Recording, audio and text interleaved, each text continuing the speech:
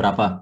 Nah, dapatlah deh, ini hitungan biasa, dapatlah defleksinya itu untuk yang A sebesar 1,562 feet atau 1,875. Nah, di sini di disclaimerin lagi bahwa kita harus memperhatikan segala bentuk dari satuan atau unit yang ditentukan atau yang ditentukan dalam soal. Nah, ini bisa feet atau inci. Nah, selanjutnya kan disari masalah kecepatan sudut dan frekuensi natural. Nah, ini kita sebenarnya bisa langsung aja kan buat nyari frekuensi naturalnya itu melalui 1/2 V akar K per M. Harusnya bisa langsung gitu, tapi kebetulan yang ditanya itu frekuensi sudut atau kecepatan sudut, ya kita cari dulu. Dan kebetulan ini kecepatan sudutnya yang natural, berarti ya langsung aja omega N sama dengan akar K per M. Nah, ini gue gak bakal jelasin penurunan rumus ini dari mana, kan ini udah di Fismek kemarin, udah diturunin di Fismek sama mungkin juga di kalkulus ya. Nanti gue bakal nurunin rumus yang belum kita pelajari di Fismek ya nanti.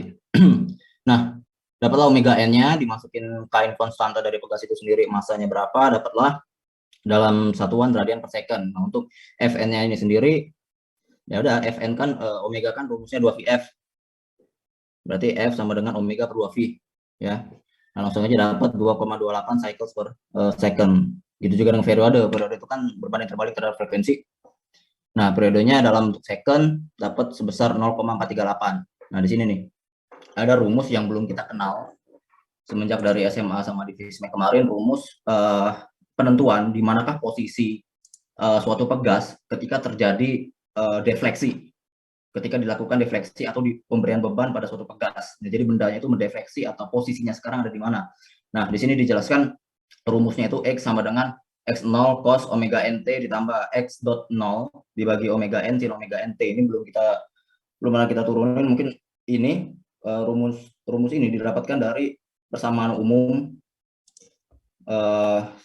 gelombang ya. Nah, persamaan gelombang itu kan X dalam T tertentu itu sama dengan amplitudonya ibarat C itu sin, bisa cos juga sebenarnya, omega N T. Nah, omega N ini gara-gara kita bahasanya di sini getaran bebas, karena suatu getaran bebas itu memiliki frekuensi alamiah sendiri, suatu benda dan suatu pegas. Nah, C sin omega NT ditambah beda fase. Nah, beda fase di sini yang menentukan apakah suatu kurva atau gelombang kita itu mulai sebesar sudut X atau malah ke belakang sebesar sudut X. Nah, kalau ke belakang kan biasanya kan plus 30 berapa gitu. Kalau misal ke depan dia lebih dulu, dia minus berapa derajat. Nah, ini sebenarnya rumus umum yang dipelajari bahkan kita di SMP ya. SMP udah belajar kan rumusan gelombang itu. Nah, ternyata pas di kalkulus kemarin ini ada pendekatan lain atau alternatif jikalau kita nggak make rumus persamaan gelombang yang ini. Nah, rumus gelombang yang satunya lagi itu bisa ditulis kayak gini, X sama dengan amplitude. Aduh, iPad gua udah usang bos, jadi oke, notetin aja lah ya, semoga kebaca. Nah, posisi tadi X, jadi ada dua ya. Ini jalan lainnya nih. Nah, soalnya yang ini nggak bisa nih, yang rumus utama yang ini yang kita pelajarin kemarin itu di kalkulus segala macam nggak bisa kita turunin buat dapat ini nih. Nah, dapat ini itu rumusnya dari A cos omega natural T ditambah B sin omega NT. Nah, kenapa ada 2 biji? Karena ini dia mengantisipasi atau mensiasati beda fase tadi. Nah, jadi kalau beda fase itu kita bisa siasati dengan menambahkan variabel entah itu cos, entah itu sin, dengan omega NT tertentu dan pada amplitudo tertentu. Nah, jadi ini sebenarnya sama aja, mau pakai yang atas atau yang bawah untuk persamaan gelombang yang umum. Jikalau terdapat beda fase. Ya, kalau misal nggak ada beda fase ya cukup aja A sin omega T. Biasanya gitu kan. Kalau misal entah dia lebih maju atau lebih mundur dari titik 0,0 di diagram kartesian, nah itu dia bisa memiliki beda fase tertentu. Tapi yang di getaran ini kita pakai, ya, karena nggak semua getaran itu mulai dari 0,0. Nah, jadi rumusnya ada dua, A cos omega NT ditambah B sin omega T. Nah, untuk mendapatkan suatu posisi ya, posisi dan yang diketahui itu ada kecepatan, nah kita harus turunkan ini, ya, turunkan ini karena awalnya itu, karena awal ya, turunkan terhadap T sama dengan 0. Nah, itu kita turunkan T sama dengan 0, nanti didapatkan ini X sama dengan 0 dulu. X sama dengan 0, sorry. T sama dengan 0. Nah, pada T sama dengan 0, ya, kalau pada T sama dengan 0 berarti cos 0, 1 berarti X sama dengan A. Ya. Nah, ini X sama dengan A. X-nya ini X apa? X0, karena pada saat T sama dengan 0, X0 sama dengan A. Nah, jikalau diturunkan lagi, kecepatan, ya, kecepatan X dot 0 diturunkan T sama dengan 0, berarti ya udah, ini kita turunin nih. Ya, ini kita turunin dulu, berarti min sin kan. Nah, min sin kalau misal kita substitusi 0, tetap 0, dan sinnya ini jadi cos, berarti omega n-nya keluar, berarti B omega n. Aduh, sumpah ini MIPA banget sih, tapi kita harus tahu ini dari mana. X dot 0, nah berarti dapatlah B omega n. Ini kalau misalnya masih ada yang bingung masalah turunan-turunan ini, bilang aja ya, harusnya udah paham sih. Nah, tadi X0, ya, X0-nya itu dia sama dengan A. Nah, dapatlah variabel sini, kita bisa tahu nih. Karena yang dikasih tahu, ya, yang dikasih tahu di soal itu tadi ada kecepatan kan. Nah, kecepatan itu kita masukin di X dot 0 ini. Karena X dot 0 ini dia turunan dari posisi. Nah, jadi kita bisa substitusiin A ini sama dengan X0, dan B ini berarti sama dengan X dot 0 dibagi omega N. Oke? Nah, dapatkanlah nanti dari rumus ini, A cos omega N plus B sin omega NT ini. Nah, kita substitusiin A-nya sama dengan X0. Dan B-nya itu sama dengan X dot 0 dibagi omega N.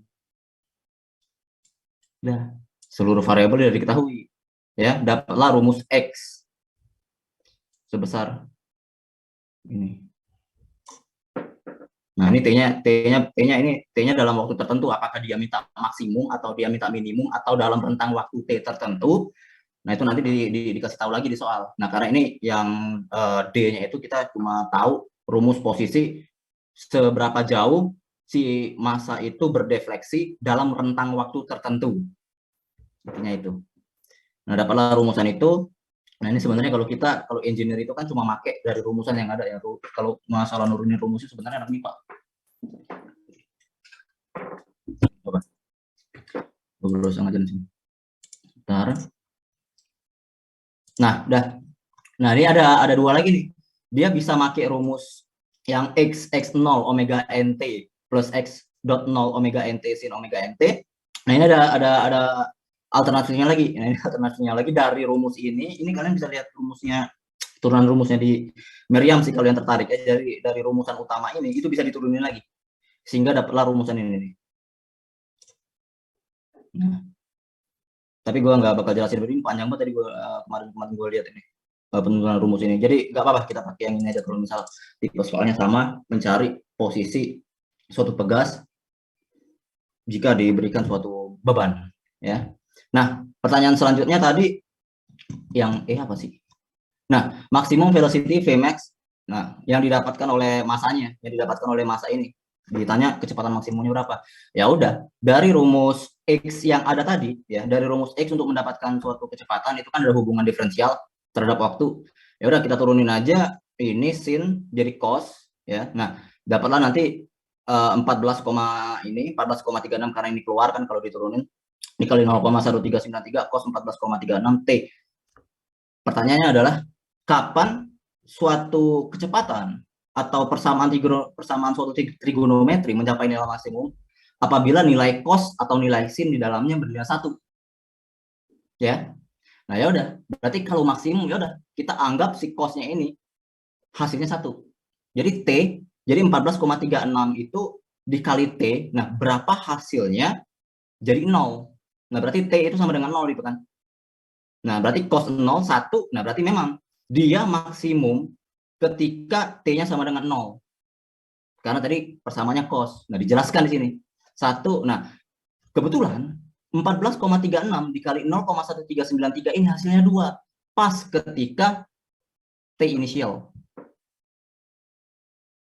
Berarti T maksimumnya itu ketika suatu pegas itu ditambahin beban lalu dia berdefleksi. Nah, T0-nya itu kecepatan paling cepat. Ya.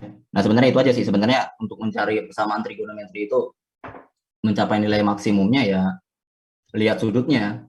Pokoknya sudutnya ya sama dengan maksimumnya. Berarti cos 0 kan sama dengan 1. Nah, berarti cos 0-nya berarti T sama dengan 0 gitu-gitu aja. Ya. Begitu juga nanti dengan sin, kecuali memang diketahui T-nya. Misal T dalam T berapa gitu kan, biasanya gitu kan dalam fisika.